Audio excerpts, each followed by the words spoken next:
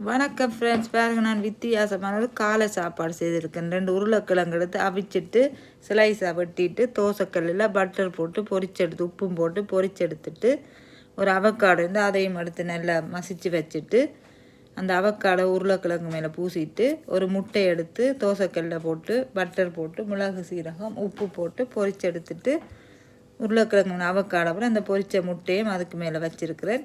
நீங்களும் இது மாதிரி செய்து பாருங்கள். உங்களோட விட்டு இந்த பட்டர் உருளைக்கிழங்கு இருந்தால் எடுத்து செய்து பாருங்கள், நல்லா இருக்கும், வித்தியாசமாகவும் இருக்கும். ஒரு மரக்கறியும் செய்கிறது, முட்டையும் செய்கிறது, காலையில் நல்ல சாப்பாடு இருக்கும். நீங்களும் உங்களோட விட்டு இது மாதிரி இருந்தால் எடுத்து செய்து பாருங்கள், நல்லா இருந்தது. பாய்.